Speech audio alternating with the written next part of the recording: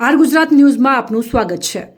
Ahmedabad ઝાંસીની Rani hit and run કેસમાં આરોપી રોહન સોની પર કોર્ટ પરિસરમાં હુમલાનો મામલો સામે આવ્યો। ગઈકાલે રોહનને બપોરે ધી કાંટા કોર્ટમાં રિમાન્ડ માટે રજૂ કરવામાં આવ્યો હતો। જે સમયે મરણ જનારના મિત્રો અને સગાએ આરોપી રોહનને માર માર્યો હતો।